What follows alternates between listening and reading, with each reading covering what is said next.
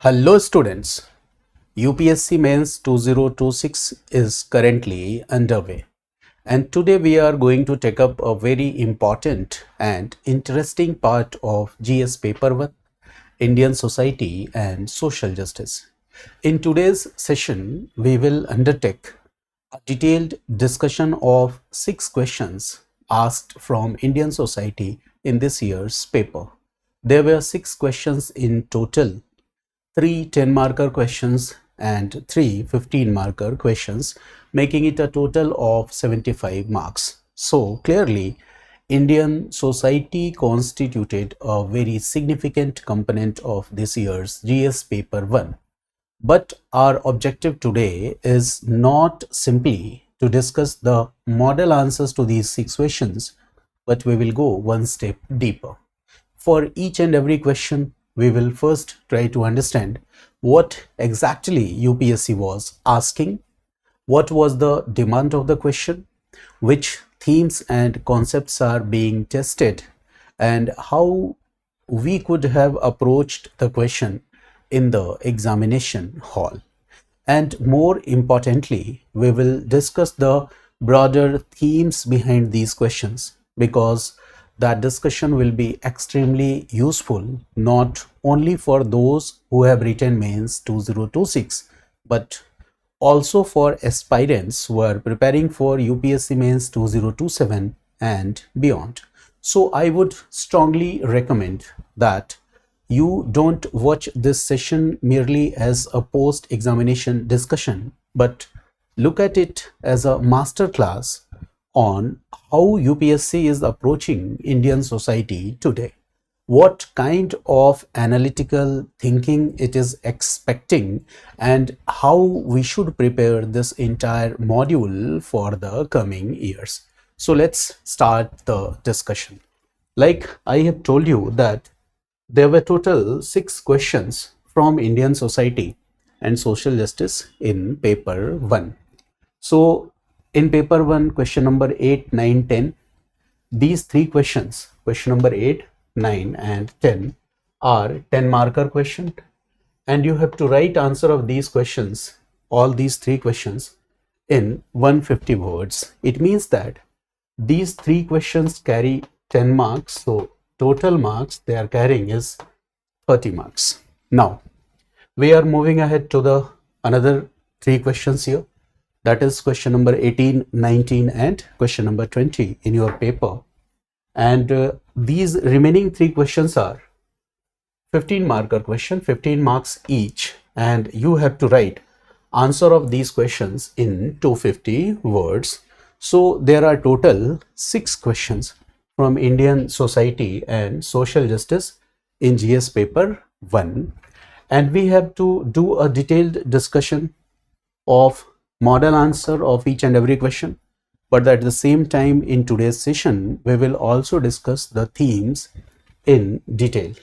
So here, question number 8, 9, 10. Question number 8 related to the question number 8 is asking that unity in diversity remains the defining feature of Indian society despite the challenges from communalism and regionalism. Comment. Question number 9 is asking that how do you understand disability, substantiate the need for inclusive policy framework in India in this regard.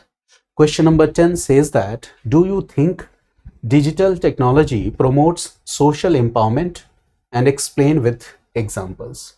Now question number 18 says that is caste disappearing in urban India? Illustrate your answer with examples. Question number 19 says that critically examine the challenges of demographic transition in contemporary India. And question number 20 is saying that evaluate the impact of globalization on Indian youths with reference to social, political, economic and cultural sphere. So these are total 6 questions. So first we will discuss the first 3 questions, which carries 10 marks each, question number 8 to 10. So the first 3 questions carry 10 marks each. So we will first discuss these 3 questions.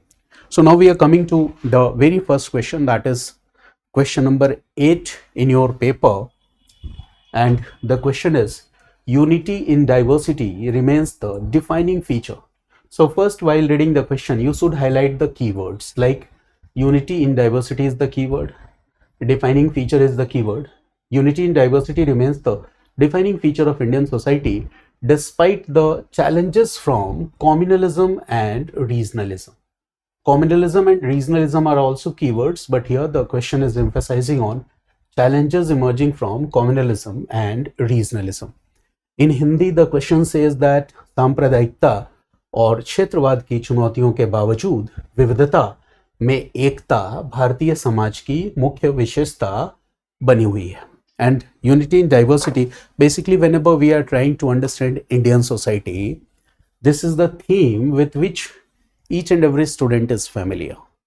All of you have prepared for Indian society and social justice module, so definitely you will have come across this idea of unity in diversity. Okay, many features of significant features of Indian society you must have studied, and communalism and regionalism you must have studied. Challenges emerging from communalism and regionalism you must have read, but the greatest challenge here is to present your answer in 150 words. This is the challenge in this question. And while writing the answer, how we are correlating different themes, it also shows the level of our intellect and our preparation. But before writing answer of any question, we should take care of the directive words. For example, here in this question, you will find the directive word is comment. And I have already told you in previous discussion in history paper that whenever we are doing comment on any proposition, on any statement, it means that we have to write a balanced assessment. It means that if you look at this question, so the proposition says that unity in diversity remains the defining feature of Indian society, despite the challenges from communalism and regionalism. This is the proposition. But the balanced assessment of any question means you should not only describe India's diversity, or you should not only write the problems or challenges emerging from communalism and regionalism, but you should also write in your answer that, for example, you can also write in your answer that despite of these challenges, how India's unity is maintained, why these challenges did not destroy the larger framework of unity, and what can strengthen our unity further. Okay, so basically we have to write our answer in this direction. So this is a general studies paper, and we don't need to enter into the thinkers or the philosophers that different ideas, definitely different ideas as a history, but we don't have to enter into the thinkers and philosophers part, but we have to give a general description. And here giving general description means writing the essence of the entire discussion. You all are familiar with this keyword, unity in diversity. So what do you mean by unity in diversity? First, I will do a detailed discussion of this entire theme. Then I will discuss the model answer. So what is unity in diversity? So as I utter this word, unity in diversity, so the first thing that will strike in your mind is I am talking about coexistence of multiple religions. I am talking about coexistence of multiple languages in India. I am talking about coexistence of multiple cultures and ethnicities in India. I am talking about coexistence of multiple tribal groups, multiple regional identities, and all this in a single common political and constitutional framework. And this is what unity in diversity. The another keyword that is written here is communalism, and you all are familiar with this idea also. Whenever we are talking about communalism, in history also you have studied that communalism simply means what? Communalism means politicization of any particular religious identity. For example, during freedom movement of India, you must have read about how Hindu and Muslim communalism spread. So that is what? Politicization of any particular religious identity. But When this politicization is done, it creates hatred or it creates antagonism between different communities. So that is what communalism in very simple sense. And the third most important keyword here is regionalism. And you all know the meaning of regionalism. Whenever we are talking about regionalism, so it simply means a kind of strong attachment to a particular region. But this strong attachment may differ or may range from, first, this strong attachment could be the legitimate demands for autonomy. This strong attachment could be reorganization of states based on the languages like we discussed in the history question.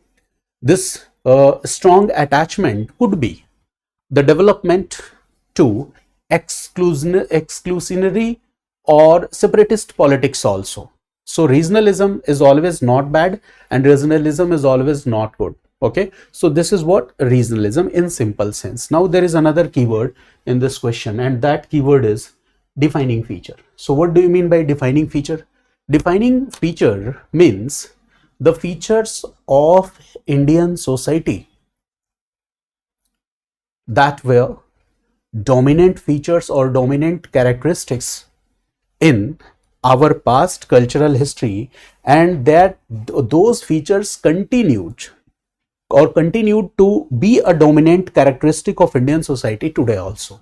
So this dynamism is known as defining feature. That is the point here. Now this is the question, and now you are familiar with all the ideas or all the keywords that are given in this question. Now we have to do a detailed analysis of this theme that has been asked in this question paper, because there are chances that in future this theme may be repeated. So it is better to discuss the entire theme also along with the model answer. So this is basically the idea on which I am discussing the question paper for 2026. So now let's start the discussion. So first I will start my discussion with the keyword unity in diversity. This is the most popular keyword. The simple meaning of unity and diversity I have already explained. So unity in diversity means Indians have, for example, in India, we don't have the same language, we don't have the same religion, we don't have the same food or dietary practices, we don't have the same customs, we don't have the same cultural practices. In different parts of our country, you will find that there are different languages that are spoken. There are different religious and cultural traditions, cultural practices that people are following.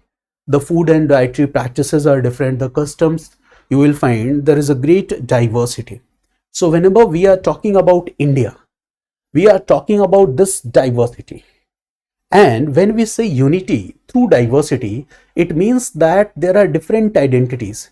There are multiple identities, but all these identities are coexisting with within a common constitutional and political framework. That is unity in diversity. For example, we say multilingualism. This is present in our society. So that is unity in diversity. We say multiculturalism. This is unity in diversity. We say religious pluralism. That is unity in diversity. We say tribal and ethnic diversity. This is also unity in diversity. Different regional cultures are present in India. That also indicates to unity in diversity. There are different food and social practices. That is also in unity in diversity. So I hope that you have understood the meaning of unity in diversity. Now the second most important question is, in spite of this much diversity, how Indian society remained united? This is the second question that should strike in your mind. That this much diversity, we are talking about unity in diversity. So in spite of all this diversity, how and why Indian society remained united? So there are various explanations for this. So Indian society remained united. The first and the most reason behind this is constitutional integration. And what the second and the most important reason behind this is federal accommodation. Okay. everyday social interaction. So there are different reasons due to which our diversity is united. For example, I told you constitutional integration. What does it mean? You all are familiar with constitution, different provisions of constitution. So when you read constitution, when you read individual rights, you will find that our constitution provides a common framework. And this common framework is based on equality. This common framework is based on liberty. This common framework is based on secularism. This common framework is based on fraternity. This common framework is based on fundamental rights that has been given to individuals. This common framework is also based on the federalism. So when you look at the DPSP, Directive Principles of State Policy, for example, Article 51A E, you will find that here it asks the citizens to promote harmony and spirit of common brotherhood. That is what? This is the constitutional framework which is helpful in maintaining unity in diversity. The second most important factor here, or you can say that the reason due to which this unity is maintained, is federal accommodation, which is again an effort of our constitution, you can say constitution makers. Okay, for example, in last discussion, while discussing the history questions, we discussed a topic that is linguistic reorganization of states, popular pressure from below, bottoms up strategy and top down approach. So basically that is also an example of federal accommodation, because in India there is a history that at multiple points we have seen that there were different regional aspirations, and these different regional aspirations were accommodated through different federal mechanisms. For example, linguistic reorganization of states. This is a kind of regional aspiration, but this regional aspiration was accommodated institutionally. So this accommodation of identity, this accommodation of regional integration strengthens national integration as well. So this is also another reason that how unity in diversity is maintained. And our everyday social interaction, people are migrating from one city to another city, urbanization, education, cinema, sports, food, interstate employment, digital connectivity, these social interactions across regional and cultural boundaries, they are also helpful in maintaining unity in diversity. But at the same time, there are also some factors, some reasons which threatens this unity. And this is the main demand in this question, that challenges from communalism and regionalism. So when we talk about different factors that threatens this unity in diversity, so one most important reason here is communalism. And this communalism threatens what? Unity in diversity, or creates challenges before this unity and diversity. The second most important reason which threatens this unity and diversity is regionalism. It also threatens this unity in diversity. So the question is mainly focusing on this part. So first we will talk about communalism. The question is asking that unity in diversity remains the defining feature despite the challenges created from communalism and regionalism. It means that communalism creates challenge for unity in diversity. So I have already told you that when religious identities are politically mobilized, what will happen? It will result in polarization, and this is done as a part of electoral politics also. Religious identities are politically mobilized, polarization of people is done, and you will find also that deliberately stereotyping is being promoted as a part of this polarization campaign and electoral politics. So this communalism is a greater threat to unity in diversity. Violence, social segregation. Communalism means also creating distrust between different communities. So this also create challenge before unity in diversity. You can take example of social media. Social media does what? Many a times we see that the social media intensify the polarization. The social media create hatred between different religious identities. Social media do what? Social media rapidly spreads misinformation. Social media rapidly spreads inflammatory content. As a result, what will happen?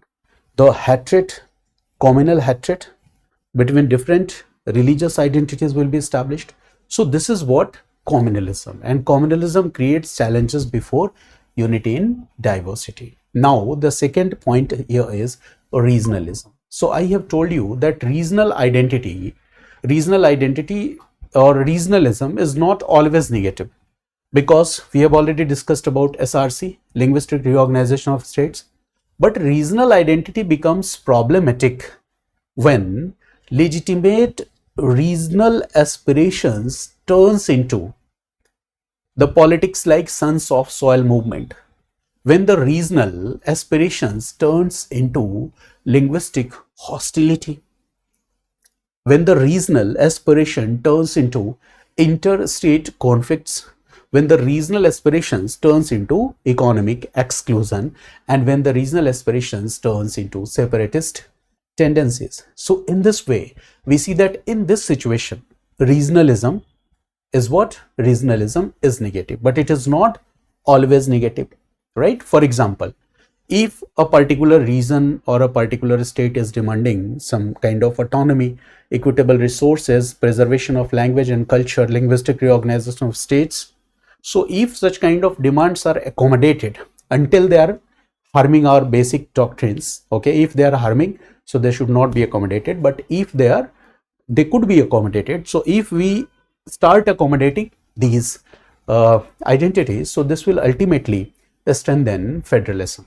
So that is one most important point here. And now while writing answer, you can also use some examples from current affairs that you frequently read. For example, 2026 delimitation debate. You can write this as a contemporary example. Federalism and regional aspirations. Okay, this 2026 delimitation debate illustrates how regional interests can generate tensions within the federal framework.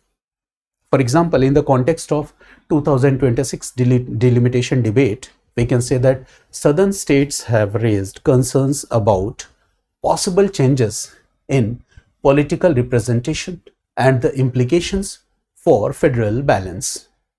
So the debate demonstrates that regional aspirations remain powerful, but they are being expressed substantially through constitutional and parliamentary mechanism rather than necessarily outside a union framework. So you can put such examples, but you cannot write this much detail. You can only give reference to these examples. So this is what you can write in your answer.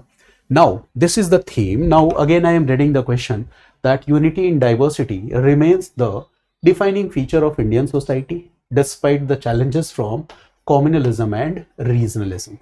So till now what I have discussed the keywords only. So once keywords are being discussed, the picture is more clear. Now you have to write the answer of this question in 150 word. Now there are two models. You can write the answer of this question in introduction, body and conclusion format using sketches and diagrams, and you can also write the answer of this question in paragraph format. So if you are writing the answer in introduction, body, conclusion, IBC model, you can use the sketches and diagrams. You can use most important keywords for writing the answer. You can give references to the examples. There is not the need to write the entire story, because in that case it will be difficult to write your answer in 150 words. For example, while writing answer of this question, you can write a simple introduction. And what could be the introduction? You can write introduction like, India's unity is not based on cultural uniformity, but India's unity is based on accommodation of diversity within a common constitutional framework. You can write that linguistic reorganization of states, democratic federalism, and secularism have enabled diverse identities to coexist. you can just skip the second part also. First line is also sufficient for introduction. Now in the main body, you will have to write, okay, first the question is mainly focusing on challenges, but you will have to write what is the source of unity in diversity. This is the hidden demand of the question. It means that in main body, generally, you see that in main body, the demand of the question is challenges from communalism and regionalism. So in main body, obviously you will write challenges emerging from communalism and regionalism, but there is a hidden demand of the question that you must write that what are the sources of unity of diversity. So in main body, okay, in part 1, you can write what are the sources of unity in diversity. And then you can draw some sketch like this and you can write the most important keywords. Challenges emerging from communalism, you can write the most important keywords. Challenges emerging from regionalism, you can write the most important keywords. You can write examples, you can write conclusion. In this way, you can write your answer. So in this way, it is possible to write in 150 words. For example, first I will explain what is the sources of this unity. So the constitutional framework, constitutional values of equality, liberty, fraternity. Okay.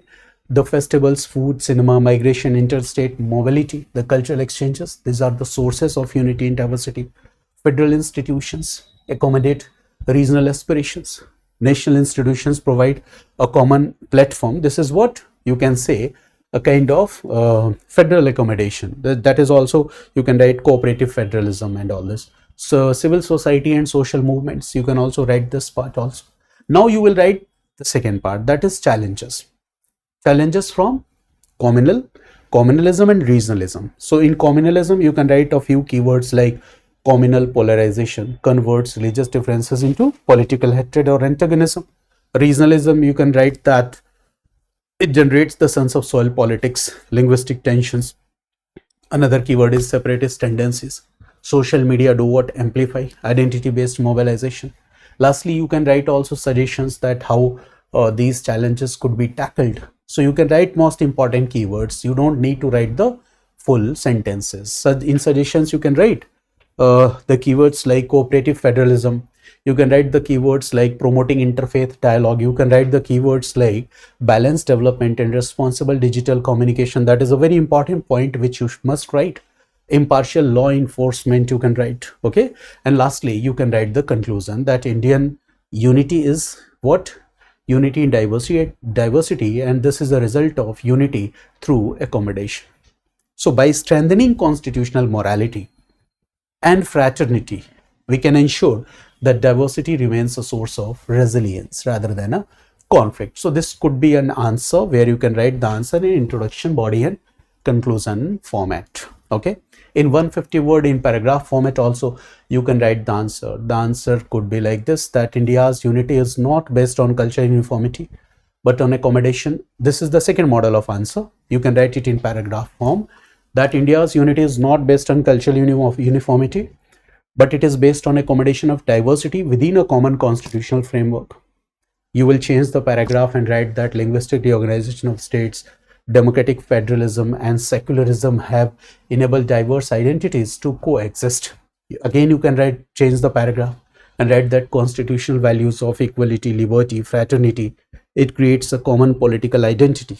While festivals, food, cinema, migration and interstate mobility promote cultural exchanges. Then again, you can change the para and write that federal institutions accommodate regional aspirations. Then you can change the para and write that our communal polarization can convert religious differences in political antagonism. Regionalism, change the paragraph and write regionalism may generate sense of soil politics, linguistic tensions or separatist tendencies, or you can write these in a bullet format also. You can also write that how social media amplify identity-based mobilization. You can write suggestions, keywords like cooperative federalism, impartial law enforcement, interfaith dialogue, balanced development, and lastly, the most important part, that is responsible digital communication. And lastly, you will write the conclusion that Indian unity is unity through accommodation. Strengthening constitutional morality and fraternity can ensure that diversity remains a source of resilience rather than conflict. So in this way, we can write the answer. So you will find that when I discuss the answer, the written answers will be shared to the students who are just in my WhatsApp group. Okay. So this is basically the discussion format classes. So I hope that you have got my point. So each and every module in UPSC has some important keywords. So when you are preparing for general studies, different modules, so you should try to develop command over the keywords also. So without making good command over the keywords, it is also very difficult to write the answer, because when you develop a good command on keywords, so what will happen? Okay, you can write the answer in given time, for example 7 minutes or 8 minutes. Okay, otherwise it will be difficult to present our ideas. Okay, now we are coming to the second question, and this second question is related to disability, and the question says that how do you understand disability? So this is the first keyword. Now this is what directive word substantiate. Here we don't have to comment. What we have to do? We have to substantiate. Substantiate the need for inclusive policy framework in India in this regard. Okay. So one keyword is substantiate, disability, and the need for inclusive policy framework in India. You will have to talk about this. So first you will have to explain disability. Now, first we should understand the demand of the question. So in one part of the question is clearly asking that how do you understand disability? So you will have to explain the concept of disability. That are you explaining the concept of disability, or do you understand the disability only as a medical model, or do you understand disability as a social or right based model? This is the most, you can say that, important demand in the question, that how do you take the concept of disability. And the second part, you have to substantiate the need for inclusive policy framework in India. So basically there are two parts in this question. So obviously here we have to talk about policies, and substantiating means what? Substantiating means, here keyword is substantiate. So substantiate simply means what? We are giving argument in answer, we are giving points in answer. So our arguments, our points, or our assertions must be supported with some evidences or examples. That is the most important point. So whenever you find this keyword substantiate, it simply means that whatever the arguments or assertions you are presenting, whatever the arguments and assertions you are presenting, this should be supported with examples. Example could be some policy, example could be some institutional development, examples could be some Supreme Court directives. Okay, so you will have to substantiate. So basically you can divide the answer of this question, main body, into two parts. In first part, you explain how do you understand disability, and in second part you will write about the need for inclusive policy framework in India. So these are the two important parts. So first, how do you understand disability? When I use this word disability, so how do you take this disability? Just think, what is this disability? And if you are asked to explain this disability, how will you explain this disability? So the traditional, conventional approach of looking at disability, first I will explain this, and then I will discuss that what is the modern approach of looking at this disability. So the traditional and conventional approach of understanding disability is medical model. And what is this medical model? When we see disability primarily as an individual's physical impairment or sensory impairment or intellectual impairment or mental impairment requiring treatment or rehabilitation, this is the conventional or traditional model, medical model. when we see disability as some kind of impairment or defect or challenge for an individual. But today, the contemporary or the modern approach is not this medical model, traditional model, but about disability. Today, the model shifts. This is what social model, and it is not. For example, previously, conventionally, we were thinking disability like what is wrong with the person, right? A person is using wheelchair, so you will think that what is wrong with the person, why this person is using wheelchair. But the contemporary social model is what? The modern model is what? How can you look at disability? So when you look at the disability in modern sense, then you will ask a question that what are the barriers that the society is creating for this person. In this way, we will have to look at the disability. Previously, we were looking, previously our approach was what is wrong with the person. Now our approach is what is the barrier that the society is creating for the person. Example, again, we are taking an example that a person is using wheelchair, may have an impairment. A person using wheelchair may have an impairment. So what is wrong with the person when you think like this? This is medical mode. When you think like this is traditional approach. But when you think that the buildings are inaccessible for this person, the public transport system is inaccessible for this person, it means that the society has created barrier for this person. And in this sense, you will take disability. Okay, so this is what modern sense, and this is also called rights-based approach, where we talk about equal opportunity of an individual, dignity of an individual. We emphasize on autonomy of an individual. We emphasize on ensuring full participation of an individual. So this understanding of disability, the modern understanding of disability, has already been explained in Rights of Persons with Disabilities Act, RPWD Act 2016, which you must have studied. RPWD Act, Rights of Persons with Disabilities Act 2016. This modern understanding is already reflected. So you have to write this meaning, that this is the meaning of disability. The Department of Empowerment of Persons with Disabilities identifies this Rights of Persons with Disabilities Act 2016 as the principal legislation administered by it. That is the point here. Now I hope that you have got the meaning of disability. We have to reject the conventional, traditional medical mode. Now we have to focus on social model, rights-based approach. Okay, Rights of Persons with Disabilities Act 2016, what it has defined, we have to define disabilities in that context only. Now the second part of question is that the need for an exclusive policy framework. So why there is the need for an exclusive policy framework? We need to answer this.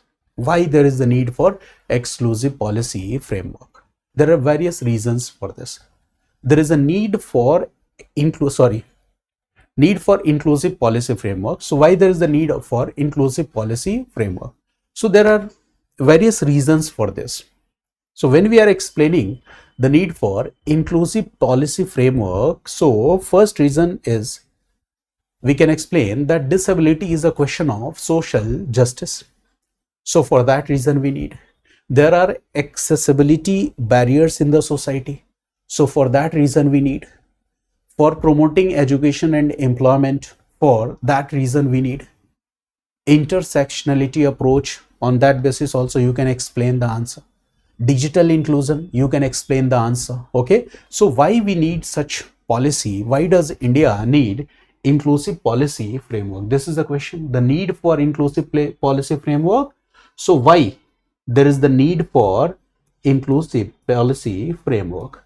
So you can write here 4 or 5 points, and while explaining you will use what? You will use the most important keywords and examples. Since I am discussing in detail, for example, the first point here you can write as what?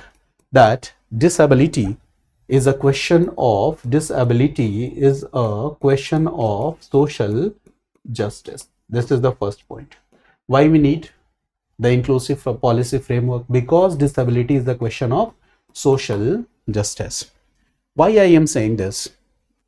Because an example that census 2011 identified 2.68 crore persons with disabilities. It means that in percentage we can say that 2.21% of India's population is what? Disabled. So this is a question of social justice. And this 2.21% of India's population, out of 2.68 crore persons with disabilities, 69% people live in rural areas. So the challenges will further increase. So the disability policy is not only welfare or charity. The disability policy is what?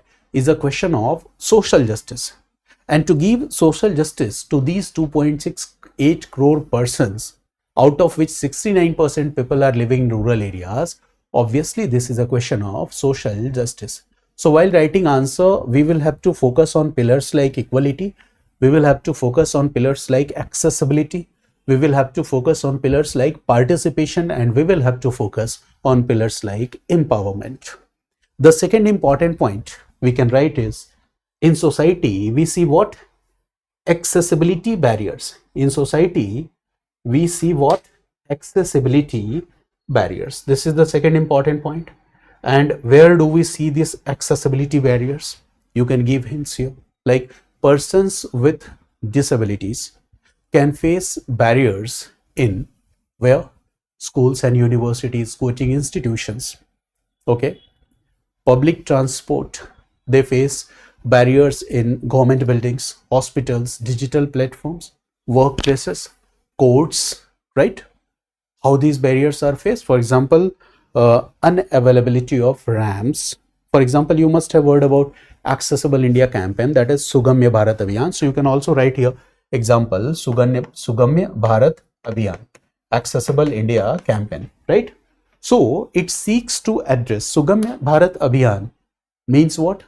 So Sugamya Bharat Abhiyan or Accessible India campaign seeks to address physical accessibility, it seeks to address transportation accessibility, it seeks to address information and communication accessibility for persons with disabilities. So that is another important point. So this accessibility barrier, this is what our society is creating.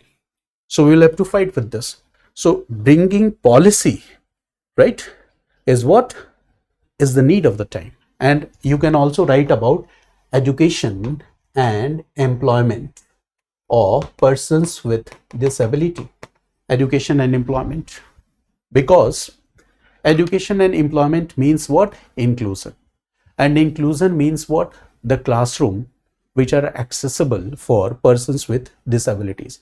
It means that the assistive technologies for persons with disability. It means that reasonable accommodation for persons with disability. It means that skill development for persons with disability. It means employment opportunities for persons with disability. And the government has already notified accessibility standards for higher education institutions, educational institutions and medical facilities. So the policies are already inclusive, right? The government has already announced all these things, whatever I am discussing with you. And the intersectionality approach, this you must write, intersectionality. And in essay also, while discussing the gender issues, you must write this approach of intersectionality, right? Intersectionality simply means what? Any challenge that we are talking about is not operating in complete isolation.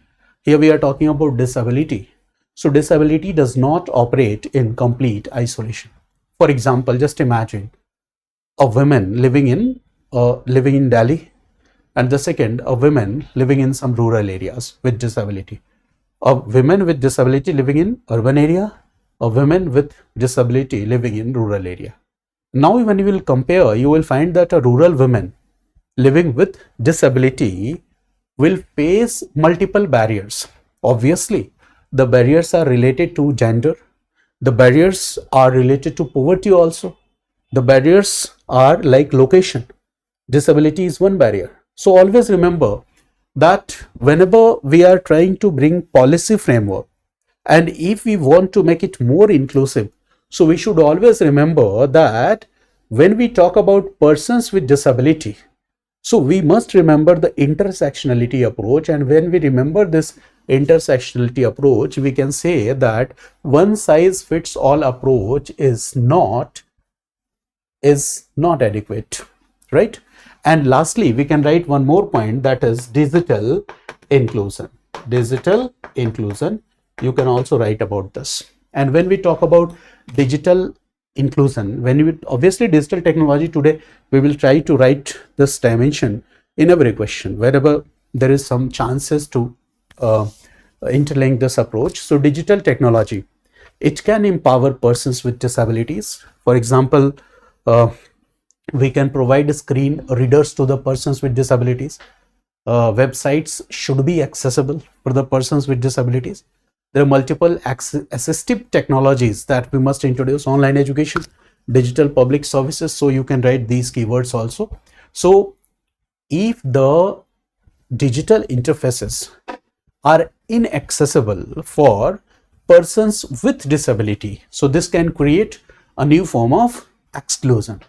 So if we want to bring inclusion policy framework, so in that case we should try to make all these facilities accessible for persons with disabilities. And we can give example of a Supreme Court's recent disability jurisprudence. In 2025 judgment, Supreme Court emphasized that society can create barriers that restrict the capabilities of persons with disabilities. Again, I am repeating, in 2025 judgment, Supreme Court emphasized that society can create barriers that could restrict the capabilities of persons with disabilities. And Supreme Court also stressed the importance of creating a level playing field through accessibility and education.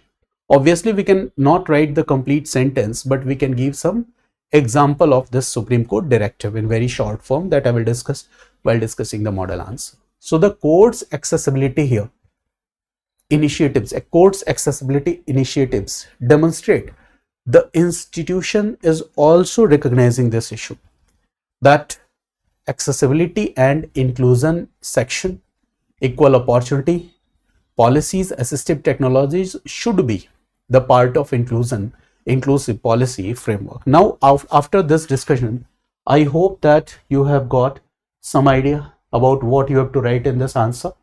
What is disability? What is the traditional approach? What is the new approach? The need for inclusive policy framework, why there is the need. So we can explain why there is the need. We can write some example Supreme Court directives, all this, right? So if you want to write the answer of this question in IBC model, introduction, body and conclusion model. So in introduction, you can simply define disability, that now this disability is increasingly understood not merely as an individual's impairment, but it is understood as the outcome of interaction between impairment and social, physical and institutional barriers. Thus, inclusion requires moving from a welfare-oriented approach towards a right-based and accessibility-centered framework. This is one point, right? So this you can write in introduction. Now in main body, you can write that inclusive framework is necessary because persons with disabilities face barriers in education, employment, healthcare, transport, public spaces and digital services. You can give this data. Census 2011 identified 2.68 crore persons with disabilities, with 69% residing in rural areas. Now in main body, you can write India has responded through RPWD Act 2016.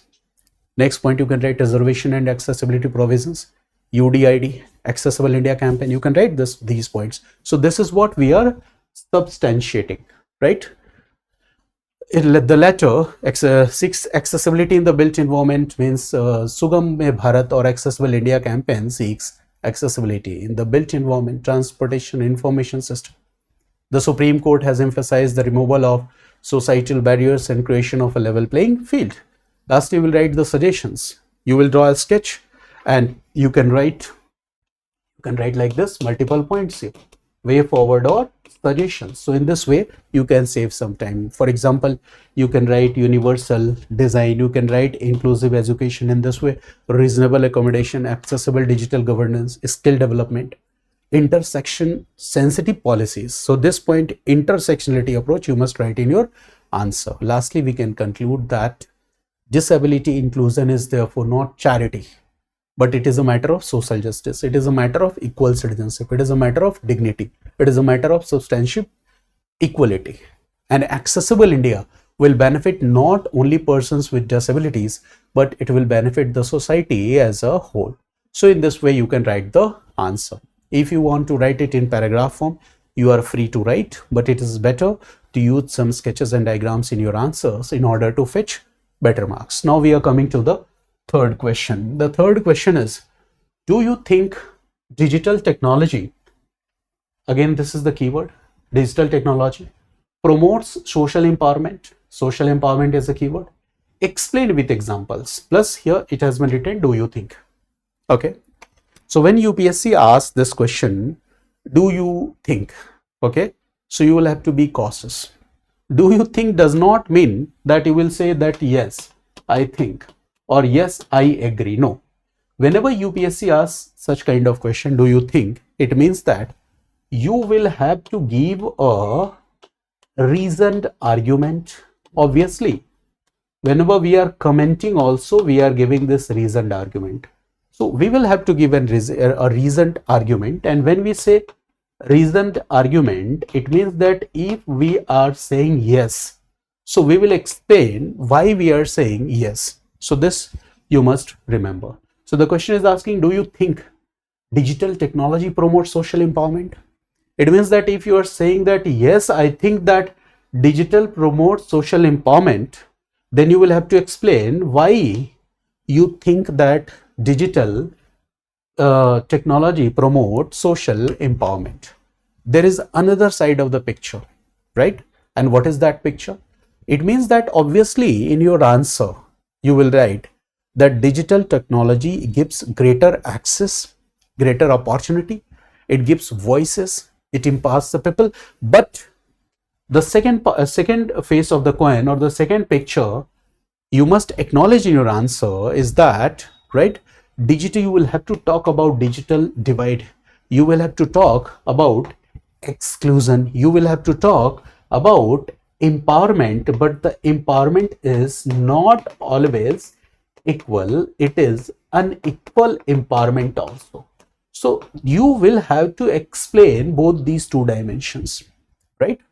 So this is the meaning whenever you are explaining or writing answers in UPSC. So this is only one part of the picture, that digital technology promotes social empowerment. So obviously we will address this part, that digital technology promotes social empowerment, but we will also acknowledge about digital divide, exclusion and unequal empowerment in our answer. Now some keywords are given, digital technology. So I hope that you all understand the meaning of digital technology.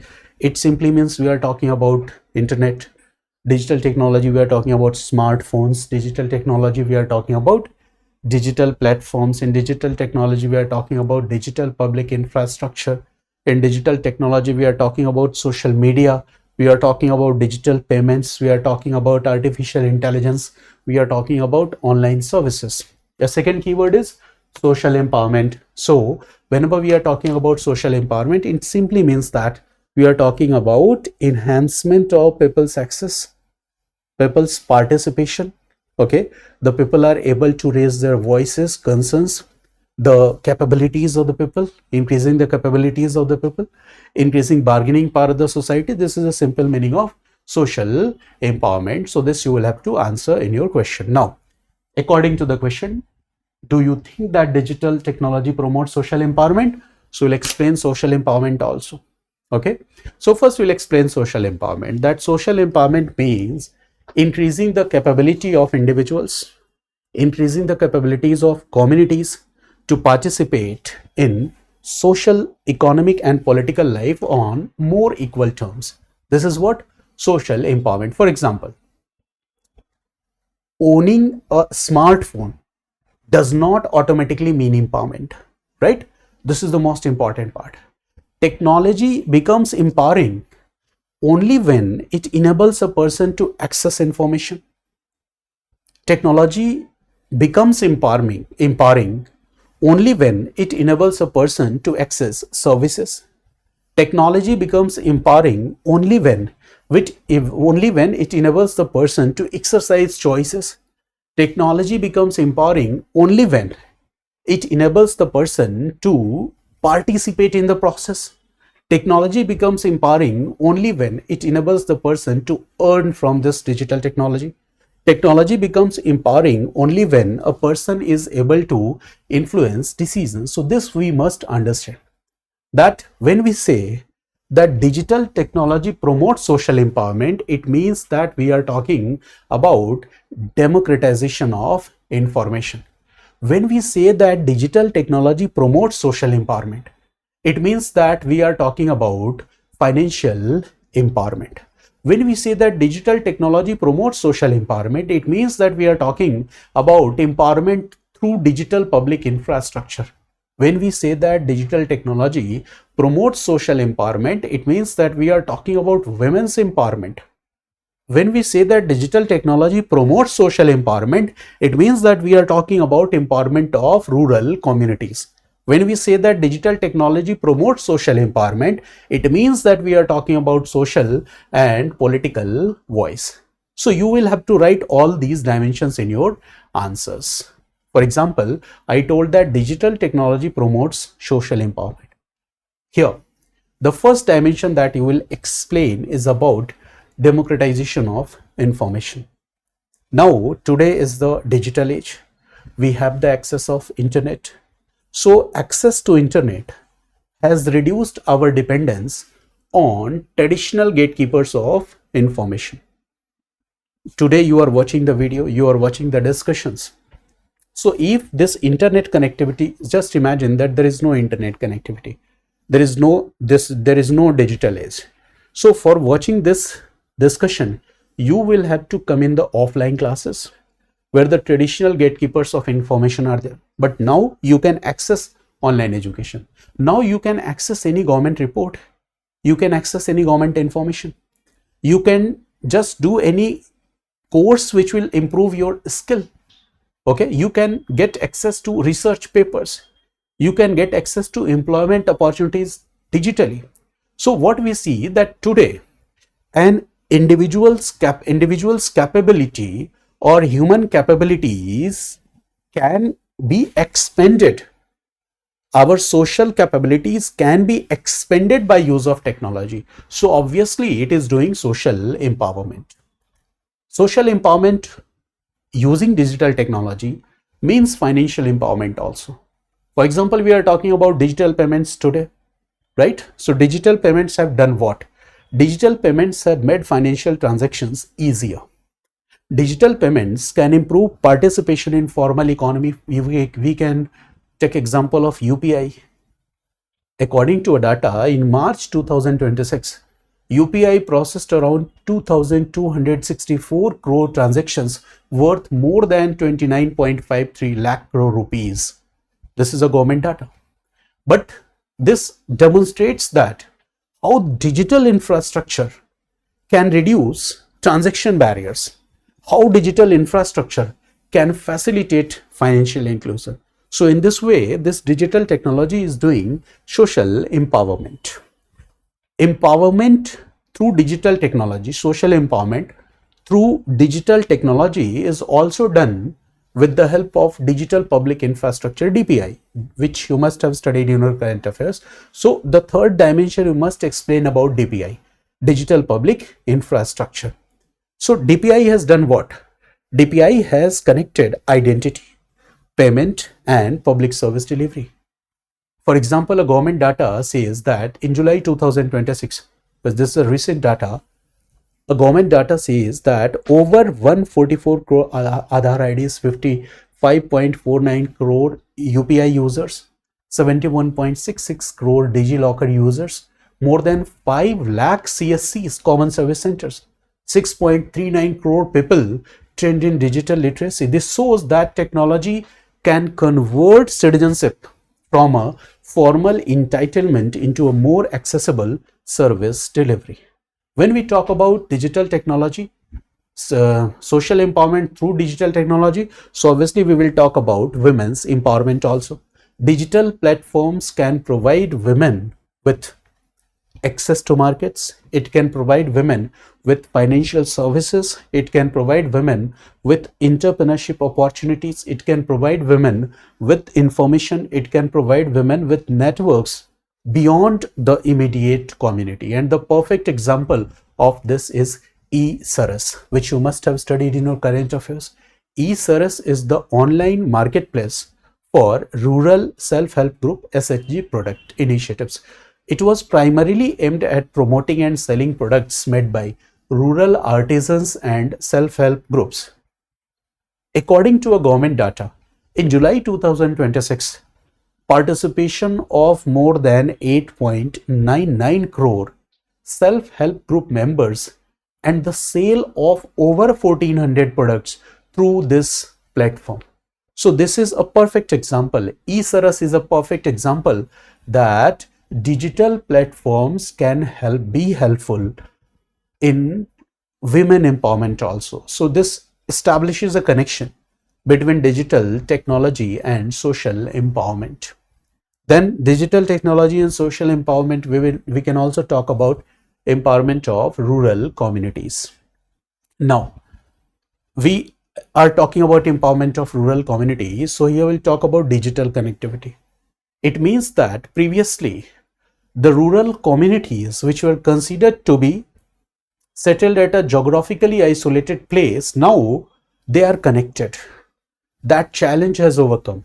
Now today we have BharatNet, we have CSCs, common service centers, we have online government services which rural citizens can access without traveling to distant administrative centers. So this is what? This is empowerment. According to a government data, in August 2026, the government reported 2.21 lakh gram panchayats made service ready under BharatNet project and 5.01 lakh CSCs, common service centers, delivering digital services nationwide. This is also social empowerment through digital technology. And lastly, we will also talk about social and political voice. How digital technology is used in social empowerment. So we can see that today social media allows historically marginalized groups to organize with the help of this social media. They can share experiences on social media. They can mobilize support on social media. They can also challenge stereotypes with the help of the social media. They can participate in public discourse. So here what we see, that the technology is helpful in expanding voices of the people. So this is what? Social empowerment through digital technology. But there is another side of the picture that I told you, that when we are writing, yes, digital technology promotes social empowerment, so we will have to explain the another side also. And what is the opposite side? Another side of the picture, that do you think that this digital technology always empower? The answer is no. And this we have to write, that it does not always empower, because there is example of digital divide. People still lacking smartphones, people lacking internet connectivity, people lacking digital literacy, people lacking language accessibility, people lacking electricity. So in this way, they are excluded from the digital services. There is a gender divide also. This is also one perspective, that women may have less access to devices in comparison to men. Women may have less access to devices in comparison to independent men. When we talk about independent digital accounts in some household with respect to women, independent digital accounts with respect to women, okay, when you compare it with men, you will find a clear gender divide here. And lastly, the misinformation. Digital platforms today are doing what? They are spreading fake news. They are promoting communal hatred with the help of these digital platforms. Stereotypes are being promoted with the help of these digital platforms. Misinformations are being promoted with the help of these digital platforms. And one major limitation is what? Major limitation of digital technology is what? Surveillance and privacy. It means that excessive data collection can potentially weaken individuals' autonomy. The algorithmic exclusion is the second most important challenge.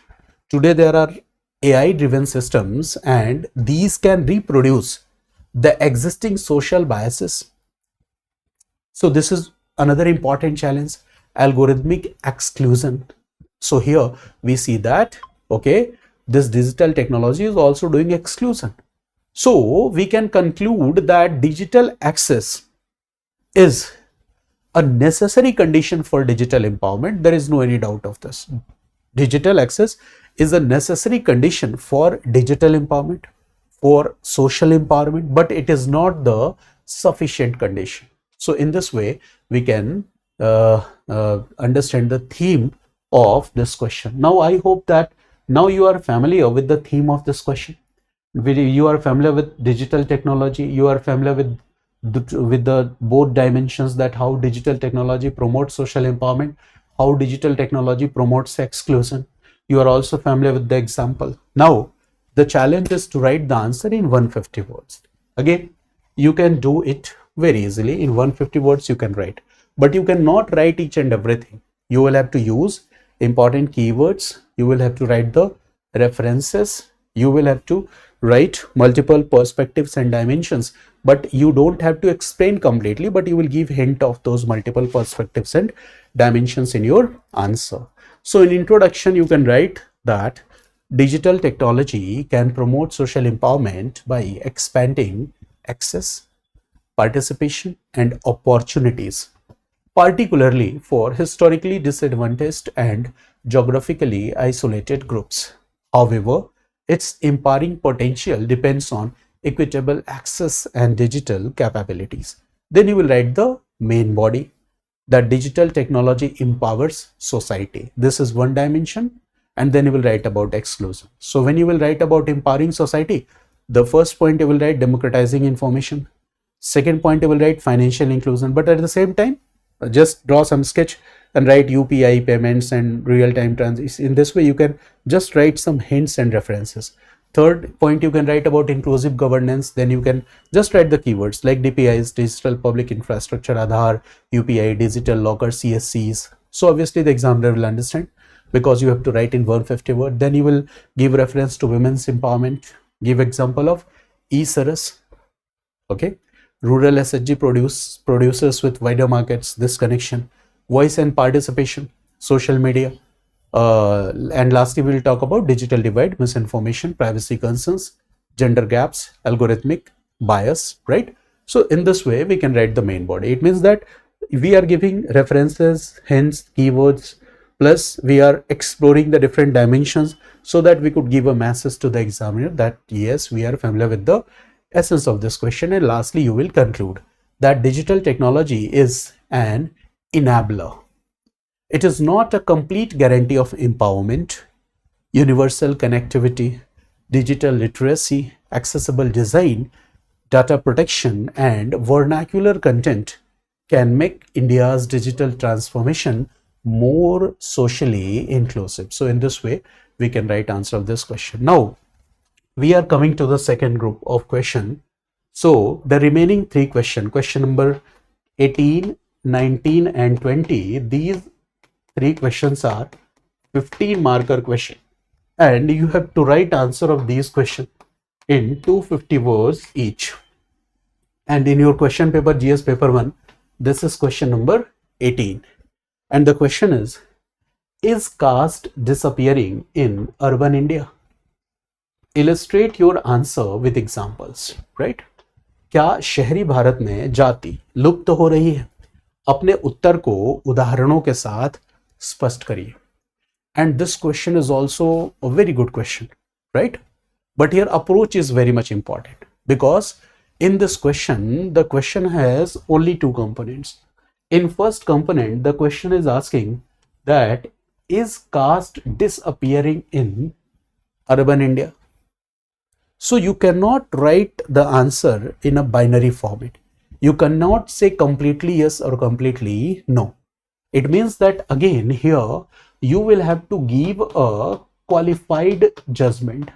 And whenever we are talking about qualified judgment, we are talking about reasoned argument, right? Reasoned argument means if you are saying yes, then you will also have to write limitations and the second hidden dimensions of this question, that is caste disappearing. What you will say? Completely yes or completely no. Okay, it is disappearing or it is transforming. This is the most important point. It means that the approach should be crystal clear. Here you will write that the caste has weakened in some traditional forms, mainly in urban India, but it has not disappeared. The caste is now adapting to modern urban conditions. This you will have to write in your answer, that the caste is adapting. What? Caste is adapting. It means adaptation to modern urban conditions. Here the caste adaptation is taking place. It is not disappearing. In traditional forms, it has weakened. Okay, so this is the point here, and this approach should be clear. Now, the second part of the question is saying that illustrate your answer with examples. So there are multiple examples. Whenever we are giving arguments, so our arguments will be supported through examples. Since we are talking about caste, so we can talk about intercaste marriages, housing issues, employment, education, caste association, politics, urban network, social mobility, Dalit assertion, whatever you have read in your classes, all those approaches can be used. So when I will discuss the detailed theme, you will realize that whatever I am discussing, you have already studied in your classes, right? So the first keyword here that has been used is caste. So when I ask you that what is caste, so what is the idea that is striking in your mind? What is caste? So definition, you can simply frame the definitions. For example, when we are talking about caste, we are talking about social stratification. But this social stratification is what? Hereditary in nature. So we will say that caste is a system of hereditary social stratification. So whenever you are defining, just identify features and just combine those features and the definition is complete. For example, caste means one idea that strikes your mind is social stratification. Second feature is hereditary. The third feature is traditionally, caste is traditionally associated with hierarchy. Caste is traditionally associated with endogamy. Caste is traditionally associated with occupational associations. Caste is traditionally associated with social restrictions. So we can define that the caste is a system of hereditary social stratification that is traditionally associated with endogamy, hierarchy, occupational associations, and social restrictions. That is the point here, right? So this is the point. Disappearing, the question is using this word disappearing, right? So the approach should be crystal clear. Now we are going to discuss the detailed theme. For example, the question is asking that is caste disappearing in urban India? The question is especially mentioning urban India. Is caste disappearing? So you will say that urbanization can weaken the caste. And here what is happening? In urban India, what do we see? In urban India, we see that the caste is weakening. Caste is weakening in some forms. Caste is weakening in some forms. But it is at the same time, it is also adapting, or its adaptation to, you can say, new forms. So this you will have to explain. For example, in urban India, how we can say that some forms of caste are weakening? How we can say? So in urban India, we see what? We see occupational mobility. In urban India, we see what? Occupational mobility. So when we talk about occupational mobility, it means what? Because in rural India, we see traditionally some castes are associated with some particular caste based occupations. But when we come to urban India, we find that that structure has been weakened, because in urban India, the labor markets offer diverse opportunities, and these diverse opportunities are offered across occupational categories. So that structure is weakened. For example, in rural area, this might be possible that a person who is born in a particular caste is necessarily adopted or restricted to one traditional occupation, but in urban India, it is not necessary. A person born into a particular caste is no longer necessarily restricted to its traditional occupation. All right. So this traditional jati and occupation linkages is weakened in urban India. This is one point. In urban India, we also see greater social interaction in urban India. When we say greater social interaction, when we are talking about urban India, it means we are talking about cities. So people from different castes come to the cities. People from different regions come to city. People migrate to city for jobs and employment. People belonging to different religions come to cities. People belonging to different castes or jatis come to the cities. People speaking different languages come to the cities. Different classes people come to the cities because of workplace, university, and all this. In public transportation, commercial spaces, the people do interact with each other. So in this way, in urban centers, what we see that the rigid social distance that is associated with the traditional village life is weakened. That is another important point. And the third and the most important feature is anonymity that city gives. City gives anonymity. Anonymity, greater anonymity sometimes becomes helpful to use our capability, individual's capability. For example, in urban areas, in cities, you will find that the person's caste may not always be immediately visible. In workplace or marketplace, in your company, in your workplace, in your university, in your college, you will find that the person's caste is not always immediately visible. But in rural areas, the person's caste is immediately visible. In rural areas, you will find that people addressing each other as Gupta ji, Pathak ji, Misra ji, Tiwari ji. But in urban areas at your workplace, you will find that the people are addressing each other with names. So this create opportunities for individuals.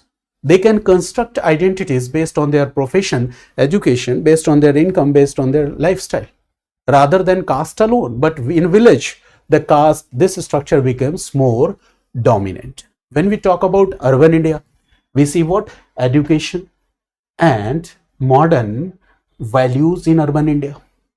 For example, when we talk about education, it means that we are familiar with constitutional values. If we are educated, we are exposed to diverse social environments, and this will encourage individualism. This will encourage equality. This will encourage inter-caste interaction. This will encourage occupational mobility. And all these processes which we see in urban India, they challenge traditional caste hierarchy. But still, what we say, that the caste structure is weakening. Some forms of caste structure are weakening, but caste has not disappeared. Caste has not disappeared. Why we are saying that caste has not disappeared? Caste has not disappeared. It is adapting. Adaptation is being done. Adaptation to the modern, you can say, according to the modern challenges before this caste system. It is again adapting. So why we are saying that caste has not disappeared? Because in urban areas we see what? Endogamy remains extremely resilient. Marriages remains one of the most strongest mechanism today through which caste reproduces itself. When we talk about intercaste marriages, for example, intercaste marriages will do what? If intercaste marriages are promoted, what will happen? This caste system will disappear. But what is the rate of intercaste marriages? According to a data, government data, ISDS data, that data estimate is saying that the intercaste marriages is 5.82% in 2011 out of total marriages. intercaste marriages is 5.82%. There are other data also, but you will find that the intercaste marriages, the percentage of intercaste marriages out of total marriages, just they vary from 5 to 6%. Okay, this is not sufficient, right? Today what we see that urban education and modern employment in cities also, they are not successful in breaking the, you can say, this caste marriage markets. It means that in cities also, in spite of urban education, in spite of modern employment, this caste system is reproduced automatically, right? So this is one reason that we cannot say that it has disappeared. And in urban areas also, in cities also, we see that the caste networks still survive. How can we say that the caste networks still survive? For example, you are coming from a rural area to an urban area. So the urban migrant, you will see that multiple times they often depend upon caste network or community network. For example, accommodation, right? A person coming from village, some XYZ Misra or Tiwari will find a lodge of some Misra or Tiwari in that particular city, right? And for accommodation, he will go to that particular lodge or house, right? Generally, we all do this, right? A Muslim person coming from a rural area will come and settle to a locality where Muslims are living. So what we see that accommodation, for employment also referrals are used, right? For credit, referrals are used, business contact, social support. We cannot say that it has completely disappeared. No, it is still present. And the caste networks are still functioning as not as a formal system, but as an informal system of employment referrals. The caste system is still functioning as informal system of insurance and credit, informal system of accommodation. That is an important point. So today what we see that today caste is now transforming itself. Now in urban areas, it is not like a ritual institution like before, but today in urban areas, caste system has become a social capital network. That is an important point. Housing discrimination, this is one very popular example that yes, urban areas presents urban anonymity, but this urban anonymity does not automatically eliminate caste-based inclusion. For example, this is also a research, and on the basis of this research, we can say that in urban India, caste-based discrimination is seen in rental housing, and often difficulties are faced by Dalits in obtaining housing in some cities, says journals research, says this, right? So urban space may be heterogeneous, but not necessarily socially equal. This we need to remember. And caste and politics, this interlinkage is very much important. Today also what we see, that in electoral mobilization, in political representation, in reservation debates, in caste association, and in social movements, caste remains an important factor. Caste and politics are intertwined. So urbanization has therefore not eliminated caste identity, but in some circumstances what we see that urbanization has politicized caste identity. Urbanization has modernized caste identity. Now, today what we see, the modern professions. So do the modern professions necessarily eliminate caste consciousness? The answer is no. For example, a person at the same time can possess a modern profession, urban lifestyle, but he carries the caste identity at the same time. In urban areas, you will find different caste associations. They organize professional networks. Different caste associations organize matrimonial platforms. Different caste associations organize community welfare activities. Therefore, the caste has demonstrated what? That it is not disappearing. The caste has demonstrated that it is transforming itself. And this is doing what? This is doing institutional adaptability. There is Here in GS, you don't need to quote the scholars, thinkers, but M.N. Srinivas and his idea of Sanskritization and dominant caste explain how caste changes with social mobility rather than simply disappearing. So this question is related to this particular theme, but you will not mention M.N. Srinivas idea of Sanskritization in general studies. We don't need to write this. So what should be the conclusion? Caste has disappeared because the cities are modern? The answer is no. Caste has it remained exactly the same? The answer is no. But this caste system is undergoing transformation. This you need to remember. The caste system is doing what? It is adapting. So this continuity and change approach is, you can say, the conclusion of this answer, that caste system is undergoing. Caste is continue, but it is undergoing some changes, some transformations is seen. So this is what you need to write in your answer. So I hope that again I am repeating the question, that is caste disappearing in urban India? Illustrate your answer with example. Now you are familiar with the theme.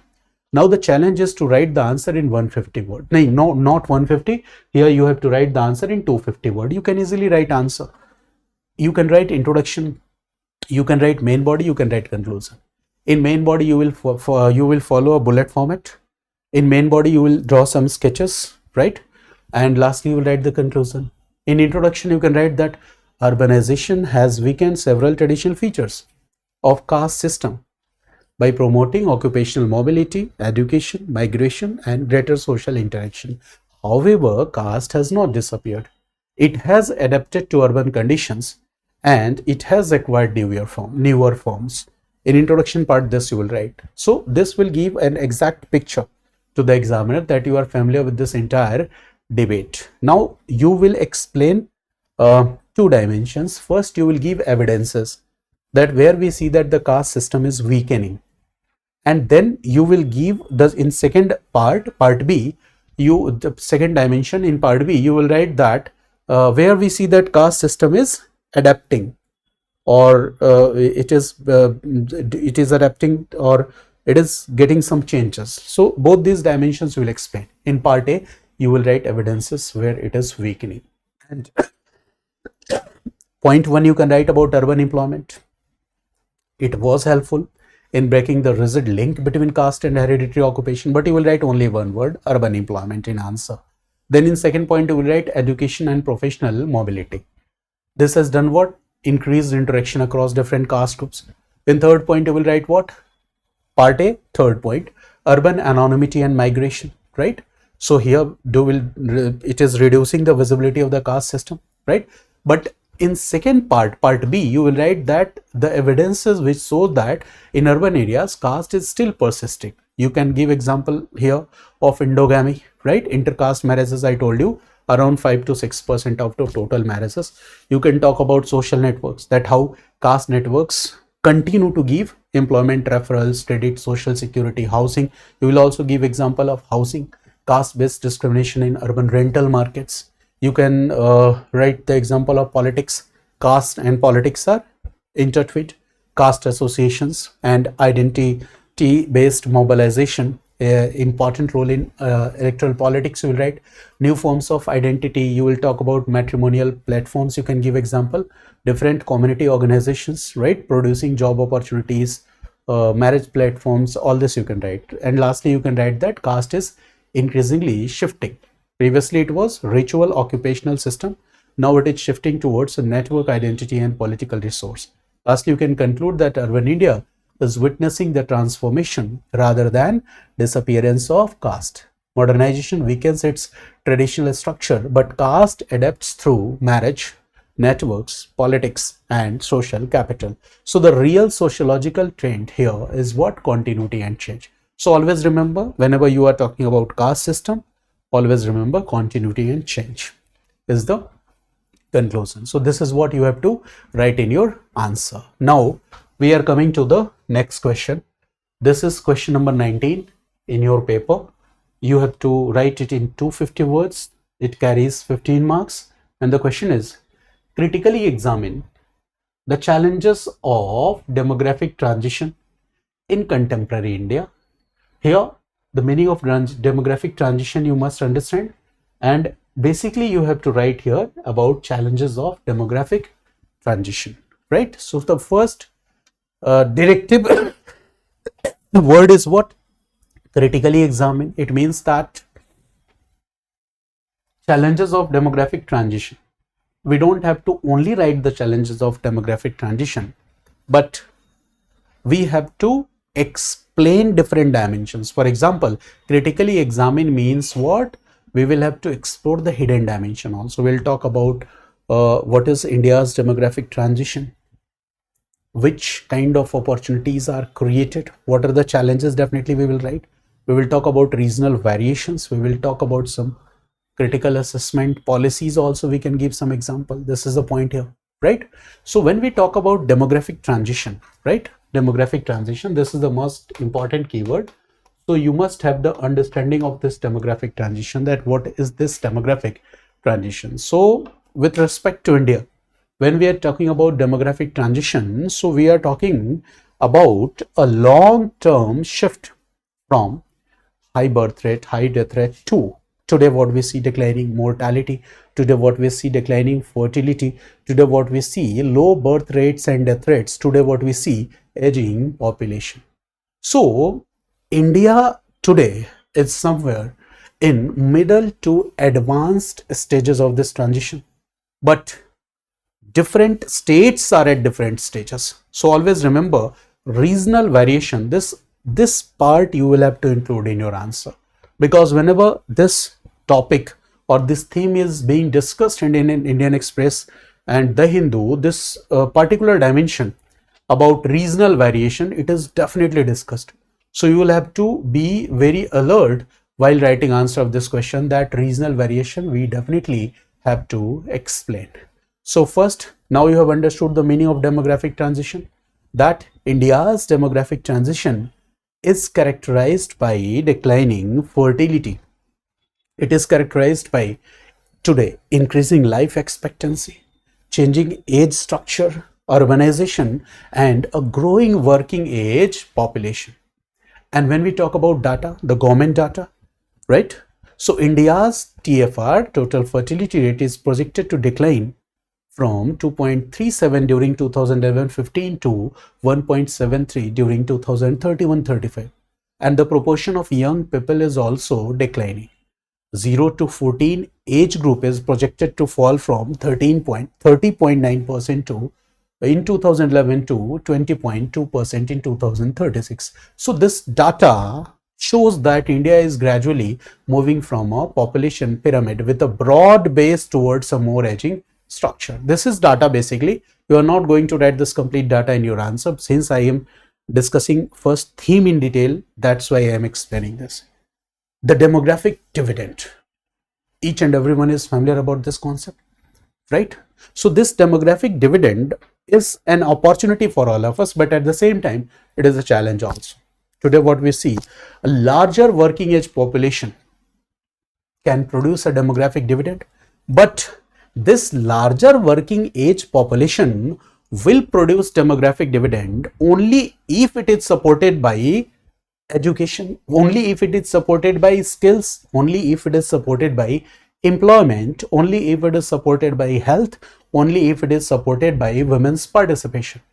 And if it is not supported by these, you can say, these factors, we can say that demographic dividend will ultimately result in demographic curse. So this we need to remember, that working age population, right?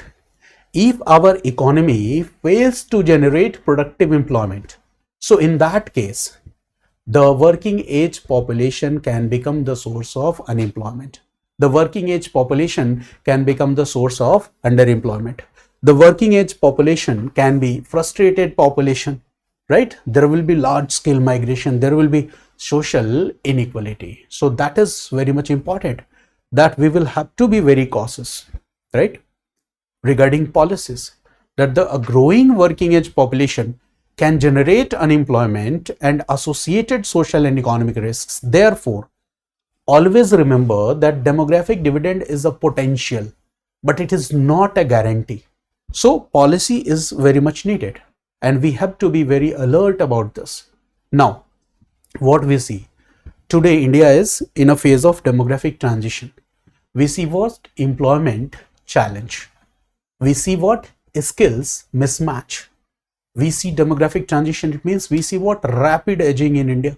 When we say demographic transition in India, what we see? Feminization of aging. When we say demographic transition in India, we are talking also about changing family structure. When we say demographic transition in India, you will definitely talk about regional demographic divergence. Definitely you will talk about this. If you will not talk about this approach, your answer will be complete. So regional variation is one of the most important factor that we must discuss. Now, first we are discussing, now we are coming to the challenges of this demographic transition that I discussed. So the first challenges of demographic transition. The first challenge is what? The first challenge is employment challenge. This is the first challenge. Now India's working age population is large, but the challenge is how to convert this demographic advantage into productive employment. So the problem is not the number of jobs, but the problem is the qualitative jobs are being offered to those people who are skilled. Productivity, the problem is wages of people. सबको नौकरी मिल जाए but wages अगर सही नहीं हो, that is not good. The problem is social security, the problem is skill requirements. So this shows that demographic transition directly links with economic growth and human capital. The next most important challenge today is what? Skill mismatch. This is another important challenge, skill mismatch. It means that the demographic dividend means we must have a skilled workforce, and young population does not mean the skilled population. If the young population have poor learning outcomes, if the young population have inadequate vocational training, if the young population have mismatch between education and labor market requirements, so ultimately this will do what? Ultimately this will reduce the economic benefits of the demographic transition. The third most important challenge here is rapid aging. This is the third challenge. It means today India's biggest emerging challenge is rapid aging. According to UNFPA estimates, India's elderly population could reach around 346 to 347 million by 2050, nearly 21% of the population.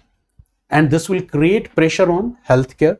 This will create pressure on pensions. This will create pressure on social security. This will create pressure on elderly care. This will create pressure on housing. This will create pressure on family structures.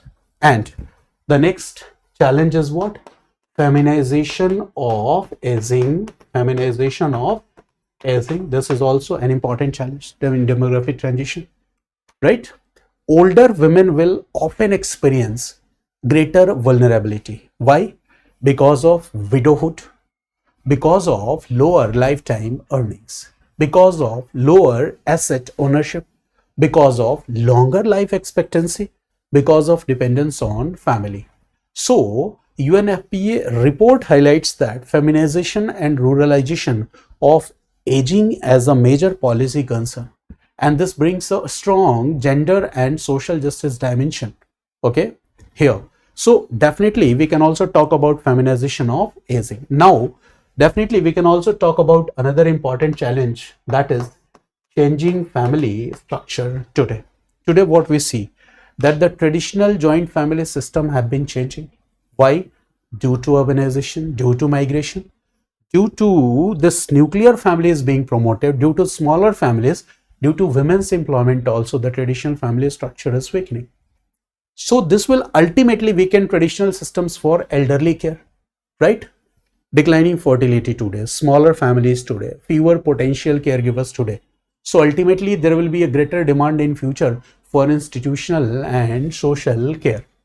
And lastly, we will talk about in the second dimension. This is one dimension. We have discussed about the challenges of demographic transition, but in another part here, next part, we will definitely talk about regional variation or regional demographic divergence or regional variations. Demographic transition with respect to regional variation. This is an important approach. So you can write separately also that India does not have one demographic transition. Why we are saying that India does not have one demographic transition? Because there is considerable variation between different states, right? 2025 UNFPA data describes that a high fertility and low fertility duality. This is this research topic, high fertility and low fertility duality. And here states like Bihar, Jharkhand and Uttar Pradesh continue to have higher fertility, while the states like Kerala and Tamil Nadu are among those with sustained below replacement fertility. So the government projections similarly show substantial differences between states in population growth and age structure. Therefore, we can say that young India and aging India coexist geographically. And this will create challenges that will be future related to interstate migration. In future, it will be related to labor mobility. In future, it will be related to resource allocation. In future, it will be related to political representation. In future, it will be related to healthcare requirements. In future, it will be related to federal relations. And we can also talk about migration and urbanization. Migration and urbanization. This can also be linked to challenges of demographic transition. Demographic transition generate what? Large scale internal migration, because young people from relatively, here we are talking about regional variation states, and we are relating the concept with the same regional variation. For example, young people from relatively high fertility states may migrate towards economically advanced and aging states, and ultimately this will create source states, what? Labor surplus plus migration, and destination states, labor demand plus aging population.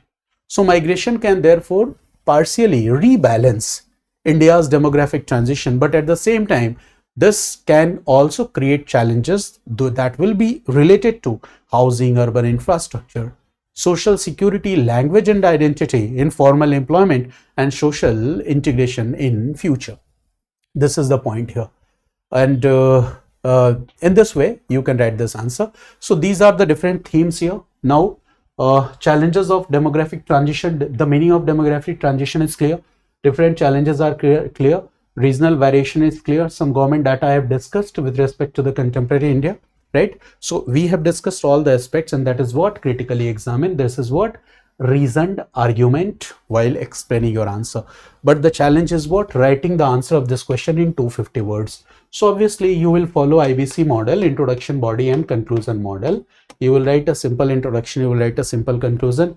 In main body, you will write different dimensions, you will use the sketch and diagrams, you will give references, you will give some examples, you will give some data if you recall, if you remember. So in introduction part, you can simply write that India is undergoing a major demographic transition that is marked by declining fertility, a large working age population, and rapidly increasing longevity. However, this transition is not even. It is producing a coexistence of demographic dividend and at the same time emerging aging related vulnerability. Now you will write major challenges. So first you will write employment and skill challenge. Second, you will write about aging. Third, you will write about gender aging. The fourth, you will write about regional divergence. The fifth, you will write about family and urbanization. Lastly, you will need some suggestion also. And lastly, you will conclude. So while writing major challenges in main body, you will write first employment and skill challenge. You will explain, not clearly explain, but you will write some references like large working age population, arrow mark, demographic dividend, right? Should be accompanied by productive employment, quality education, skills, right? This is the point. Now, the second point is what? Aging. So you can write that India's elderly population is projected to reach nearly 21% by 2050. And this will result in increasing what? Demand for pensions, healthcare and long-term care.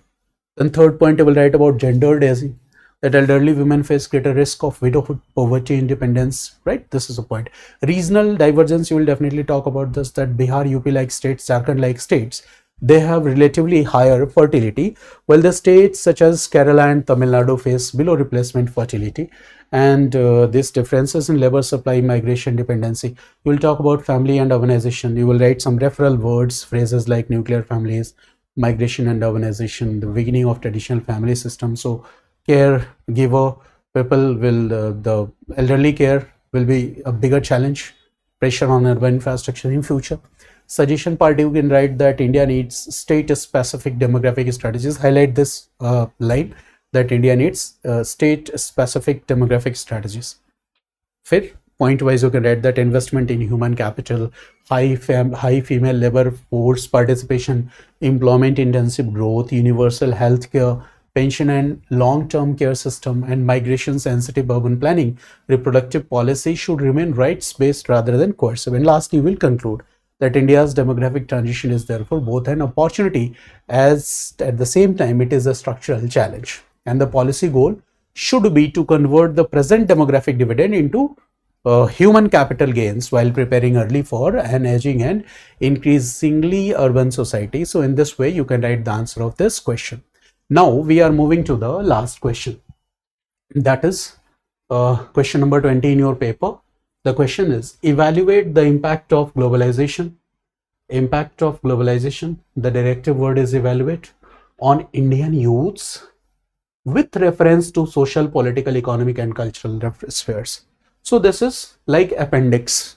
If this would not have been asked in the question, so obviously whenever you will evaluate the impact of globalization on Indian youth, obviously you will evaluate with reference to social, political, economic and cultural sphere. So we have to evaluate with respect to this dimension, automatically will be covered in the answer, whether it is written or not, right? So this is the point here. So exactly in the question, it is asking us to evaluate, and I have always I have previously told you that whenever we are asked to evaluate, it means that what we have to do, evaluating again means what, right? Evaluating again means reasoned argument. This is what evaluation with examples. Reasoned argument with example is what? Evaluation. So this you will do. Now this question is using this word globalization, and you all are familiar with this keyword globalization, because we must understand the meaning of globalization before discussing the theme of this answer. Globalization simply means what? Increasing interconnectedness of societies, increasing interconnectedness of economies. This is one point. And how this increasing interconnectedness? So by the movement of capital, by the movement of goods, by the movement of services, by the movement of technology, by the movement of information, by the movement of people, by the movement of ideas. This is what? Globalization. So what is globalization? The increasing interconnectedness of societies and economies through the movement of capital, goods, services, technology, information, people and ideas.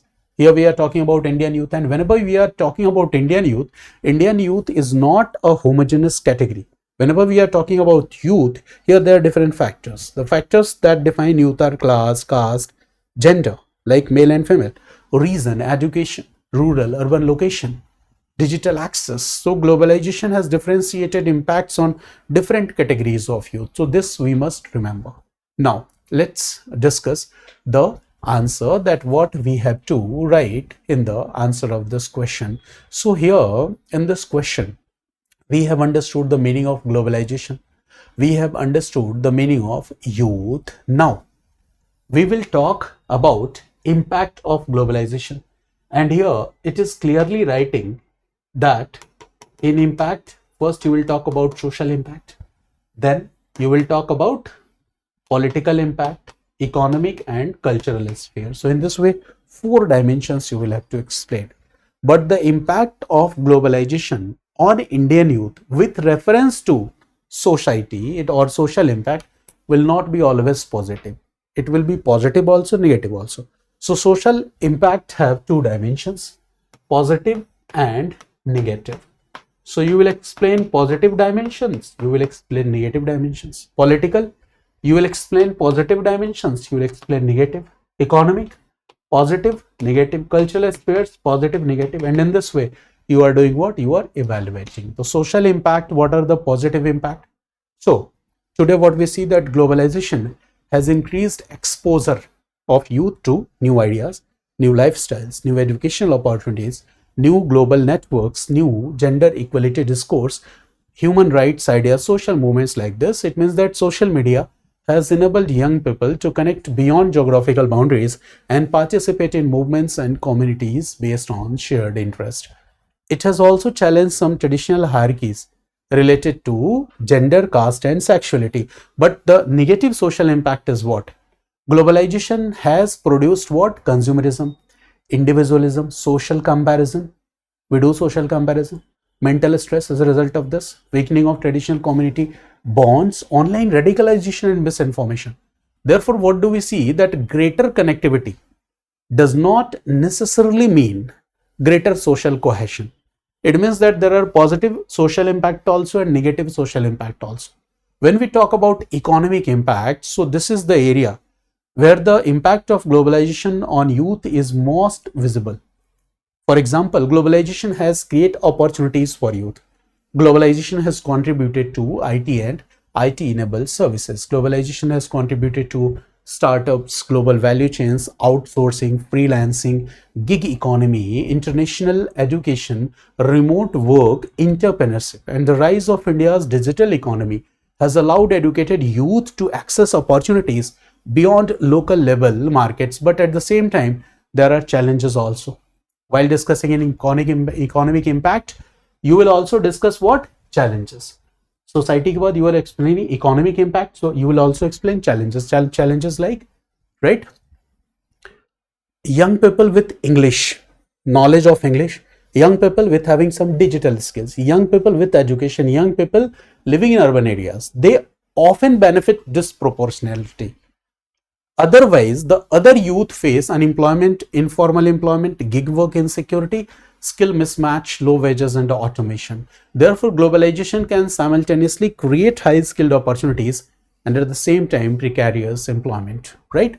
Political impact, we have to write about political impact also. Again, there are two phases, positive and negative. Now, globalization has done what? It has increased our exposure to political ideas. So ultimately what is happening? Political awareness is being broadened through social media, international news, different digital campaigns, online petitions. We are becoming part of global social movements today. So young people today can participate in political discourse beyond traditional institutions. Global movements, for example, if there is global movement for climate change, young people are part of it. Global movement on gender justice, we are part of it. Global movement on racial equality, we are part of it, right? So that has transformed the youth discourse in India. But at the same time, the digital ecosystem, this is what? Negative impact. That digital ecosystem is doing what? It is facilitating misinformation, echo chambers, which I usually talk in my lectures, political polarization, foreign influence, and online manipulation. Therefore, political participation has become more accessible, but at the same time, we see vulnerability to information disorder. That is the point. Cultural sphere, we have to talk. So, cultural sphere, obviously, there are two dimensions, positive and negative. So, while discussing positive dimension, on cultural sphere, we can say that globalization has produced cultural exchange rather than complete cultural replacement. For example, today Indian youth consume Korean music, American cinema, Japanese animation, global fashion, international sports, global cuisines, while simultaneously we promote our Indian culture globally through yoga, Indian cuisines, Bollywood classical music festivals, Indian digital content. That is the point. So today what we are doing, Indian identity plus we are also familiar with the global identity. So we see a kind of hybrid identities. But there are negative dimensions also, concerns also. For example, concerns of homogenization, concerns of excessive consumerism, concerns of erosion of local traditions, concerns of commodification of culture, concerns of aspirational inequalities. So it will be very much simplistic to say that globalization destroys Indian culture, right? Young Indians often selectively appropriate global influences while retaining our local identities. So that is the most important point here.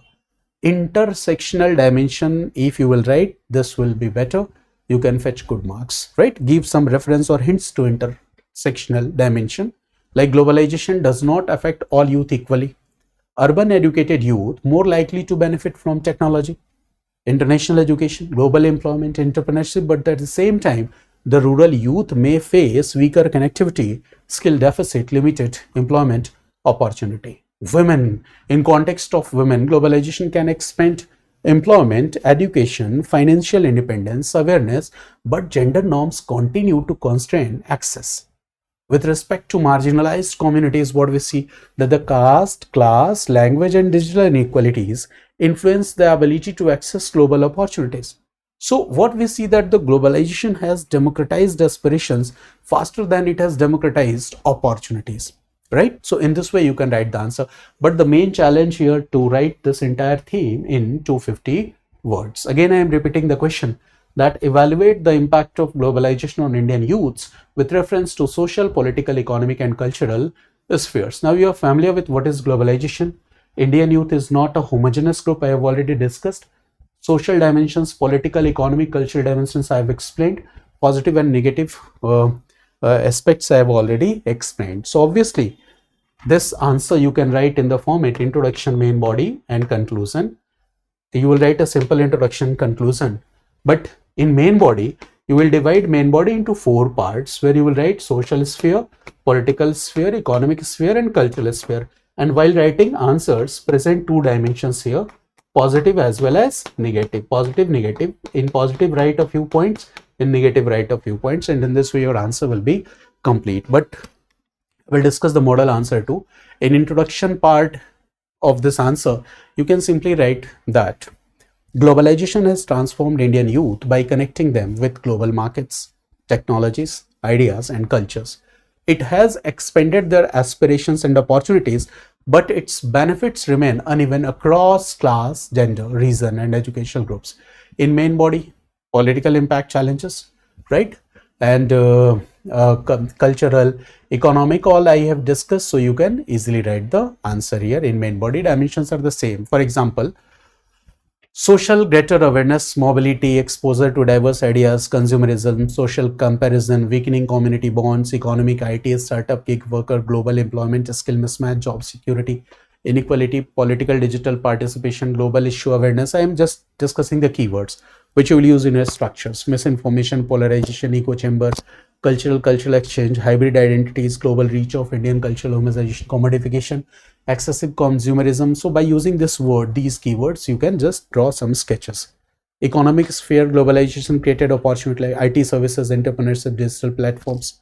Benefits favor youth, processing, education, and digital skills. Socially, you can write about awareness of gender equality, human rights, okay, generating new forms of social pressure. Politically, you can write social media, widening youth participation, simultaneously increasing vulnerability to misinformation and polarization. Cultural part, you can write globalization has increased or encouraged hybridization, with Indian youth combining local identities, that is hybrid identities, with global influences rather than simply abandoning their traditions. Lastly, you can write some suggestions too in the referral words or phrases. Don't write the full sentences. You can write like India needs quality education. Next point, employment skills, digital literacy, social protection of gig workers, inclusive connectivity, and media literacy, right? Lastly, you can write the conclusion. So don't write the full sentences, otherwise you will not be able to incorporate multiple dimensions in your answer. So this is a better way. That structure should be good, the dimensions should be clearly written, but when we are entering into the debate, we should write the phrases or the keywords. So that's why I emphasize that we must develop a good command on keywords in different modules of general studies. And while concluding, you can write that globalization has transformed Indian youth from largely local participants into globally connected social actors, right? Ultimate impact will depend on India's ability to convert global exposure into inclusive opportunities while preserving our cultural diversity, right? So in this way, you can write the answer of this question. Now we have discussed all these 6 questions, right? 75 marks, 3 question 10 marker, 3 question 15 marker. So the discussion part is complete. But now the question is, What do this question paper tells us? UPSC GS paper 1 2026. With respect to this Indian society, what do this society question tell us? Right? Based on these 6 questions, what is the trend that we should know? Right? So always remember, here after this discussion, you will find that now UPSC is moving from static social issues to analytical questions, that is linked with contemporary developments. Analytical, I told you that analytical questions linked with contemporary developments. It means that all these 6 questions cover, for example, these 6 questions, what were the major themes? So first question we discussed was unity in diversity. The second question, disability. The third question, digital empowerment, related to digital empowerment. The fourth question was related to caste. The fifth question was related to demography. And the sixth question was related to the topic globalization. Now looking at these 6 themes, if you are going to write mains in 2027 and beyond, so you should remember that in order to prepare this module, first and the most important thing, that you should move beyond conventional notes which you are reading. The most important part is concept building. You should understand the causes, the consequences, significance, and you should prepare examples for each and every topic, right? And you should think in dimensions. That is the second most important thing. That whenever we are reading any topic, we should think about social dimensions, economic dimensions, political dimensions, cultural dimensions, gender dimensions, regional dimensions, technological dimensions, and governance dimensions. So this dimensions based approach is very much important. And lastly, whatever the module we are reading, whether it is economics, geography, history, political, whatever the module you are reading, you should develop command over vocabs. For example, here, if you are familiar with Indian society vocabs like social capital, intersectionality approach, hybridization, continuity and changes, agency, structure, demographic transition, so your answer will be qualitatively better, right? So this is the point. Now, caste in cities, aging, migration, family transformation, youth, digital society, disability issue, identity politics, these themes are becoming more and more important today. So you must focus on preparing these themes separately, along with the examples, along with the different dimensions which they are covering. And the last and the most important thing is that you should develop the ability to connect static part with the current affairs. For example, in today's discussion, I discussed the concept of e-Saras, DPIs, we talked about digital divide, we talked about some data related to this demography, we talked about accessibility initiatives, Sugamya Bharat Abhiyan, like this. So these are examples. So you should what? When you are reading the topics of Indian society and social justice, so prepare examples with the topics. It means that yes, there is separate current affair notes, that is a good thing. But here, while preparing different modules, along with each and every topic, you should try to prepare some examples. That is the most important point. So you should always remember 2 or 3 examples or data for each and every important theme, not every chapter. Which themes are becoming important? First identify, and then you should prepare some examples or data for those particular themes. And lastly, the balanced arguments while writing the answer is very much important. And all this can be developed by developing command over PYQs. So if you should do what? You should write answers of PYQs. Okay.